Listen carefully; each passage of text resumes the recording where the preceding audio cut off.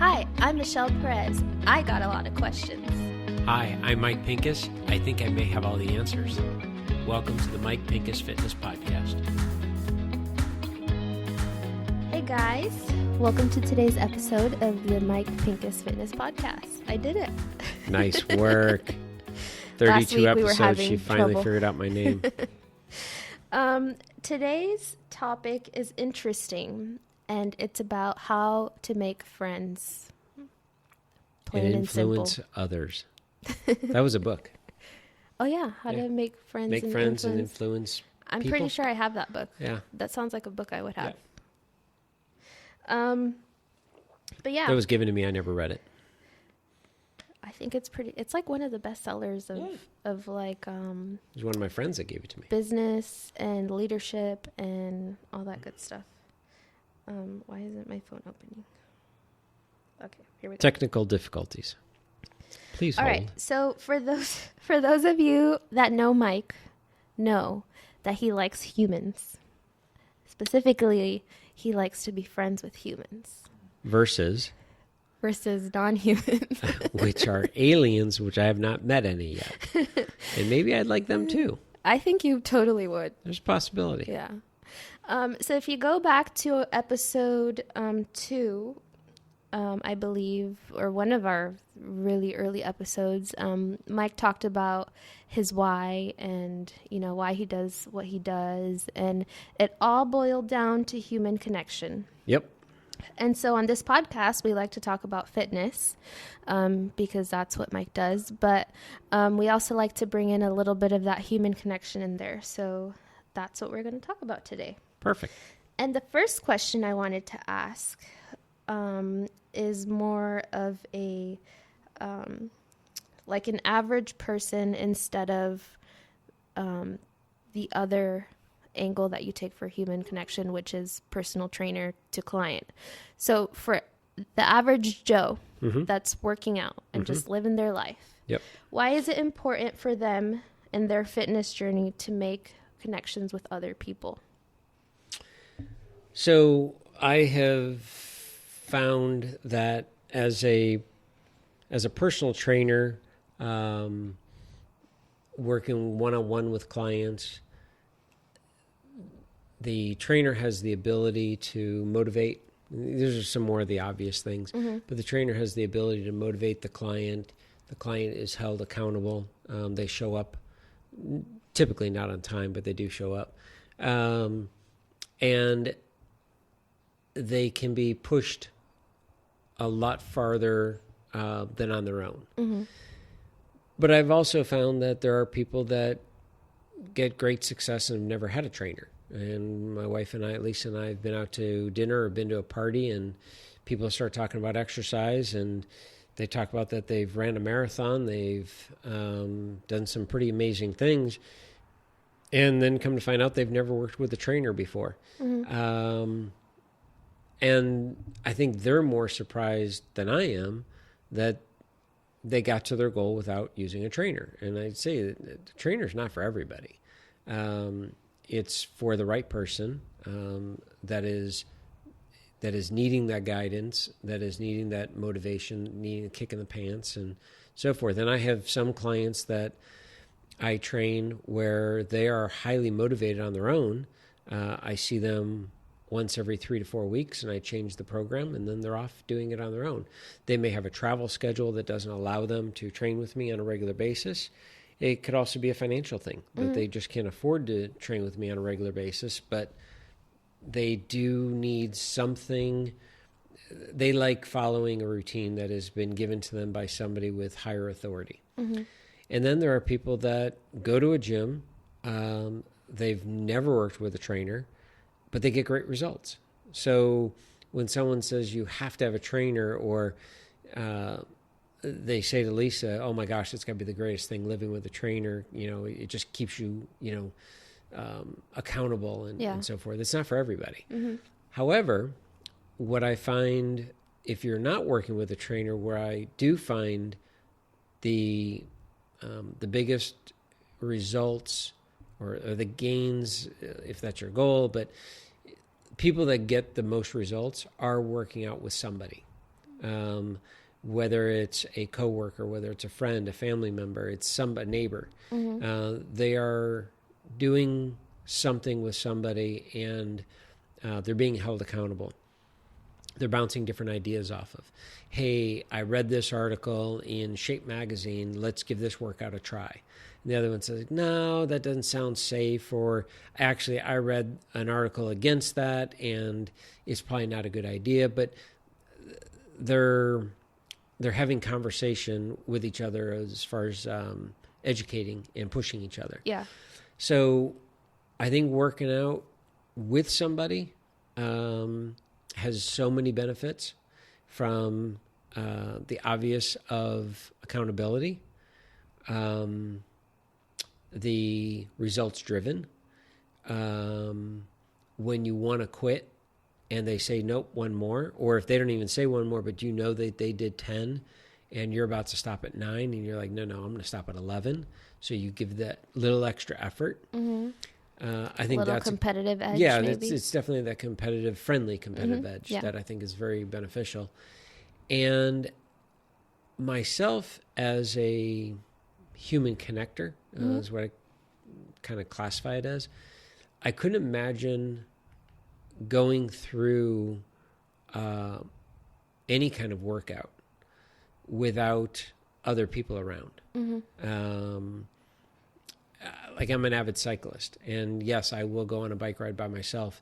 It is 10, if not 100 times better when there's at least one person there. Yeah. If there's a group of 30 of us, the exact same ride, you don't even feel it. I mean, you literally, if you're going to do, I mean, it sounds crazy to some, but if we do a 4-hour ride and we ride literally 2 hours away from home and we have to turn around and come back, if you do that on your own, it's a death march.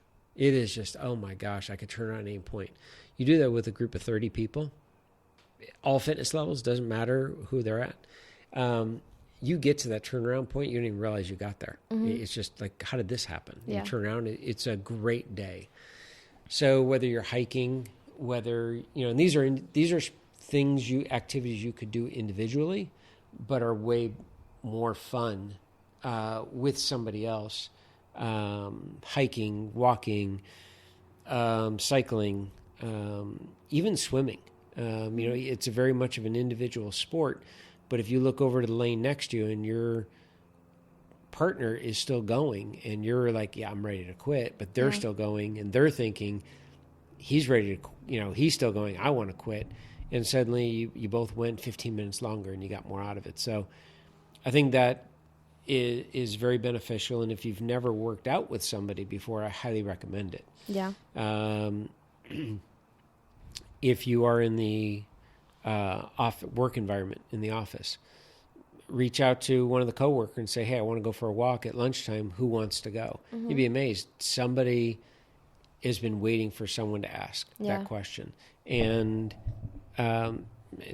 suddenly you have a workout partner. Yeah. And next thing you know, 2 years later, you've been walking 3 days a week with this person. Yeah. I started cycling with a buddy. He moved away. And then I started road riding with one guy, and we rode for 13 years, Tuesday, Thursday, and Saturday. And when he dumped me for I joke, I know what it's, this can be possibly really sound crude, but I think people will laugh. I know what it's like to be a Westlake wife, in that I was dumped for a younger, cuter blonde. My cycling partner dumped me for a guy that is 35 years old and way faster and a way better cyclist, and just didn't even look back and just whatever. And I say that, and I joke around with both of them about this. But my cycling is not nearly as much fun as it used to be. So I am now looking for my next training partner. I don't even know how I got over there, but I'll bring it back. So I think it's extremely important to have that that connection with at least one other person. If you can get a small group together. I've known people to go to a trainer and say, okay, I'm interested in personal training. I can't afford one-on-one, but if I were to bring 4 other individuals, and there's 5 of us, could you train all 5 of us? And we'd be willing to pay this, which for a trainer could be very lucrative. And the trainer's like, absolutely.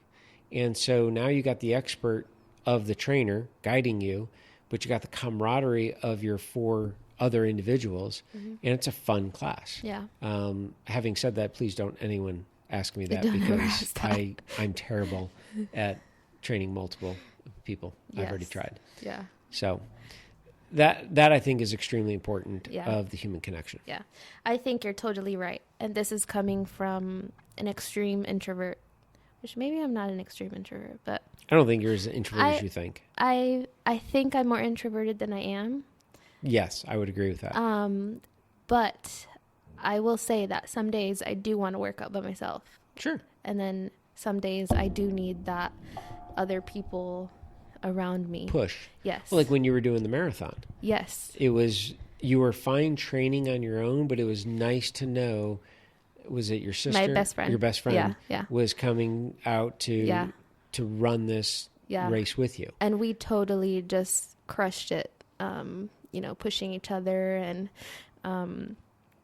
I was motivating her and she was motivating me. And I honestly couldn't, I don't see myself doing it any other way, because it was so much fun. Yeah. And there are people that take a marathon, a perfect example, or even not even that extreme of a marathon, but the Avon Walk. There are a lot of individuals that train on their own and do these walks, and then they get them around 1,000 people doing the same exercise for the same cause. Yeah. And literally half of that walk, the distance, you didn't even feel. You didn't even notice, because the adrenaline, and that's the human connection, the human energy that you're feeding off of one another. And it's just the greatest thing in the world. Yeah, it really is. In my opinion, it is. Yeah. So if you don't have a person to go work out with once in a blue moon, get yourself one. Yeah, exactly. And if you can't find one, just go to a group fitness class every so often. Or create an imaginary friend. Or that. I have no problem with that. Whatever works. Yeah. So tell me a little bit about your mentorship program. Part of your human connection goal or vision in life, or whatever you want to call it,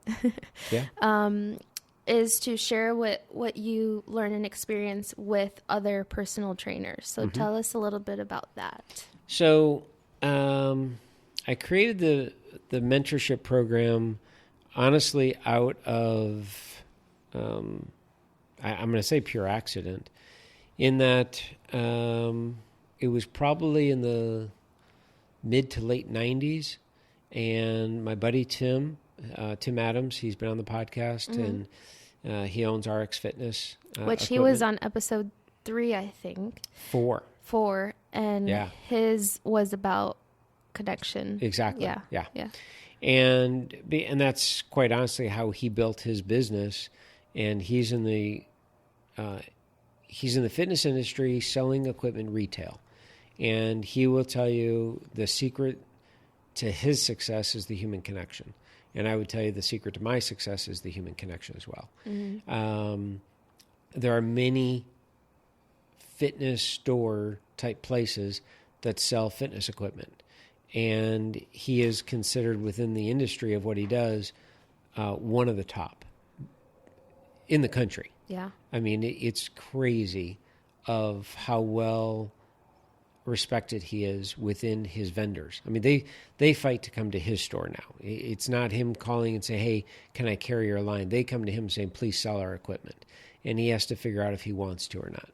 So he's built an unbelievable business, and he's selling equipment. I mean, there's a lot of guys that sell equipment, but he will tell you he's not selling equipment. He's creating friendships, and he's creating that human connection. And he and I had this long discussion. We met in 1992, and one of my clients, who I became very close with, she had bought all of her equipment from Tim at a store he was running, and she said, you need to go see this guy. And I said, okay. So I went in and I was the 25th trainer to walk through his doors. Matter of fact, he had more trainers walk through in the first 3 weeks than he had customers. Wow. Why is that? What's that? Why is that? I think word got on the street that faster through the trainers. Like, we want to train in home. Our clients need in-home equipment. We better go to the guy that sells it. Yeah. So, but for some reason, he and I hit it off more than anybody else. And we both have gotten, he probably more than me, have gotten a lot of crap from other trainers. Like, oh, Mike's your favorite. Oh, Mike's this. And he'll be the first to say, as I say as well, no, he's very equal and very fair. When a new client comes in and he kind of sizes up their personality, who they are, he will refer out 2 or 3 trainers for that client to choose from. And quite often I'm not chosen. I'm not even in the recommended group because it wouldn't be a good fit. Yeah. So Tim's very good at understanding who his trainers are and who his client is or customer is. So along the way, we both had very long, deep conversations with each other about life and just connection and very different upbringings, different religious backgrounds. Tim is very religious. I am not. Different religion as well. And he's very much believer in faith and everything that goes with that. I don't put a whole lot of effort into that. But we both have the same moral belief upbringing. And we both believe that some things we say we both agree on is that we've never met a stranger. We will sit and have lunch with anybody. We will spend time with anybody. We both enjoy talking about something that we're passionate about. And when the person listening, the light bulb goes on, that literally fuels us. It gives us energy.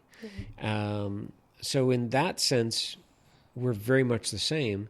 So when someone says, Tim's sending you all the people, well, if he's sending me somebody that he connected with on a deeper level that he knows I'm gonna, then it went to the right person. Yeah. So somewhere along the line, though, my business was growing, and it grew to very comfortable position that I liked it at. And he reached out to me and he said, "Hey, there's this young kid. He works at 24 Hour Fitness here in town, corporate, and he's just miserable. And he's really trying to get out of the industry. And I think he's a good kid. He's young. He's in his early 20s. I really would like you to talk to him and just have coffee with him and tell him your story of how you got to be where you're at." I said, "Okay, not a problem." So we did. We had coffee, and I gave him a few. Well, I told my story and how I got to be where I'm at and how I viewed what I do. And the interesting thing, and I'll never forget, it was this first person that had said, do you ever feel less than, or do you ever feel embarrassed by saying you're a personal trainer?" And I was like, oh, okay, so there's more to this. And I said, "Is this coming from family members?"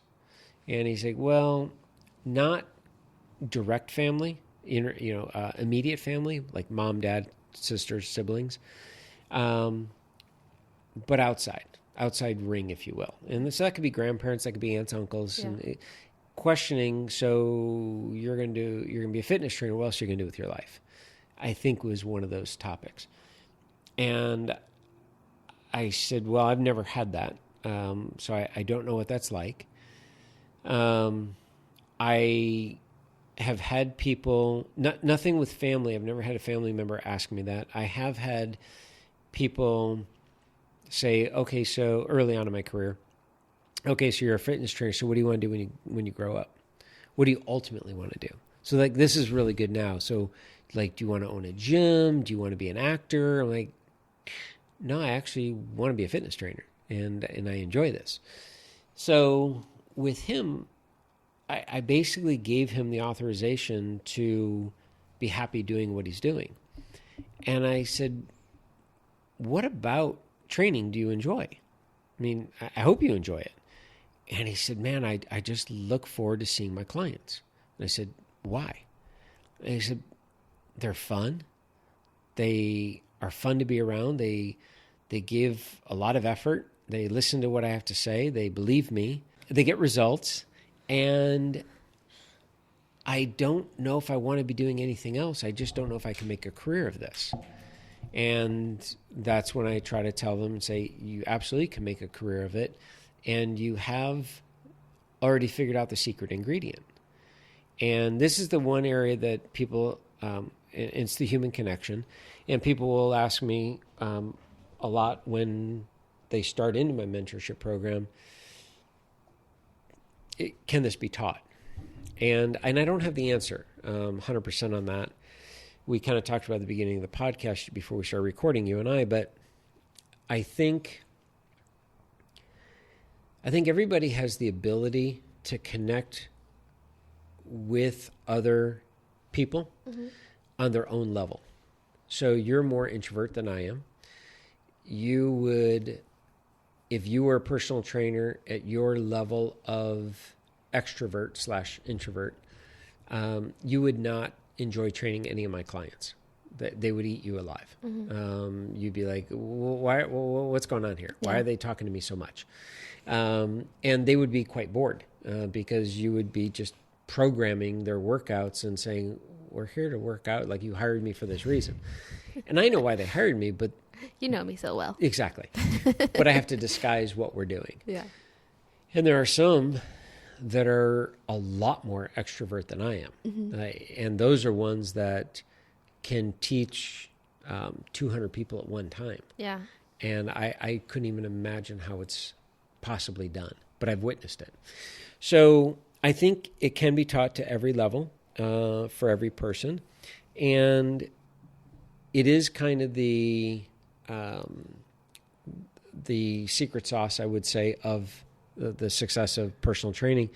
But having is that the secret sauce of your mentorship program?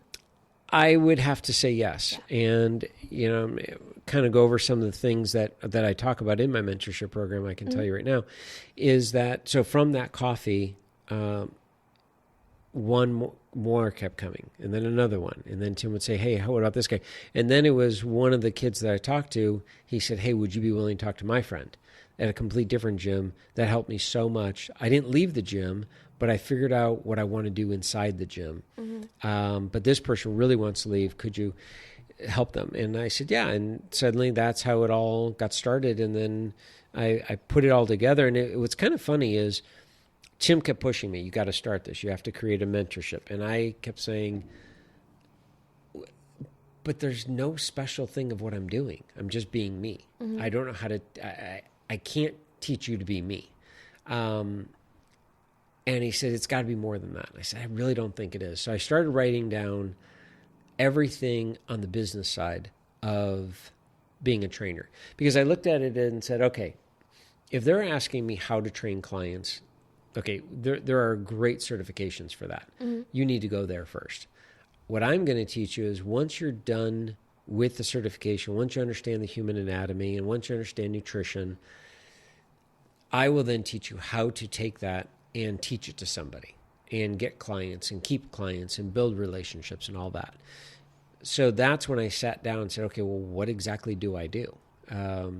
Because to me, it just comes very natural. And I've had the fortune of taking at least a dozen people over the years through my program. And every time, any one of these, they're kind of shocked. They're like, I didn't even think of that. How did you come up with that?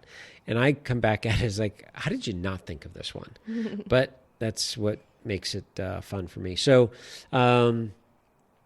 we start with goal setting for the trainer, short and long term. What are they looking to accomplish within the industry? Is this for the long haul? Are they looking to be a trainer for now, and they really want to get into construction, or they want to build homes, they want to flip homes, they want to get into acting, they want to go to medical school? What is it? And so we kind of discuss that. What does it mean to have a true passion for this industry? people throw that out as, well, if you're passionate about something, you'll be good at it. And I disagree. You can be passionate about your own physique and what it takes to get big arms and a small butt.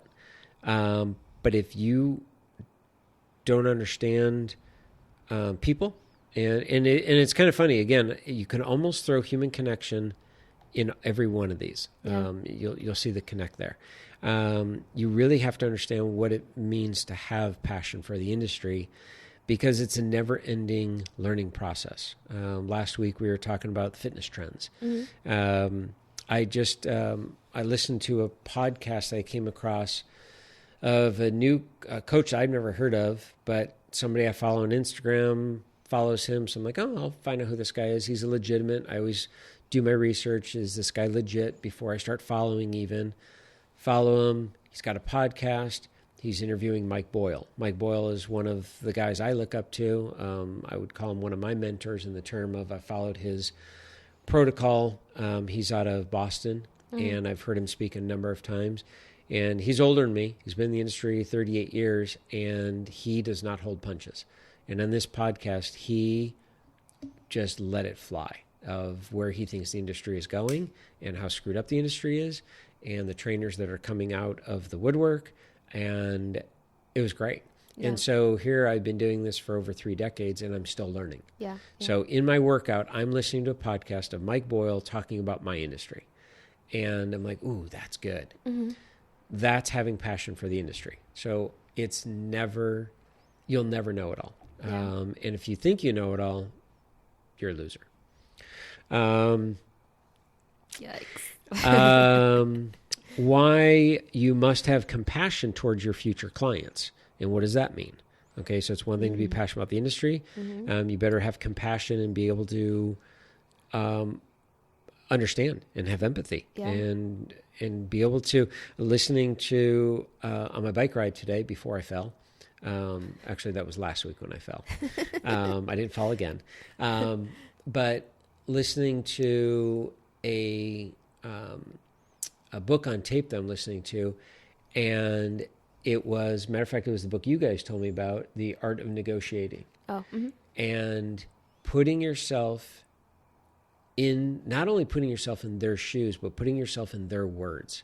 Listening to what they're saying and visualizing them saying it to you and becoming those words, and how different it is than just hearing the words. I'm like, and here this guy is talking, he's a former FBI, and he's one of the best negotiators in the world when it comes to all different types of scary situations. And I'm listening to this going, oh my gosh, I could totally use this when talking to a client. Yeah. So again, it's that never-ending learning process. Yeah, because you have to understand that there are people coming in with, their own stuff, and they're not just coming in to move their bodies. Hey, I got news for you. They have more demons than they have body fat. Yeah.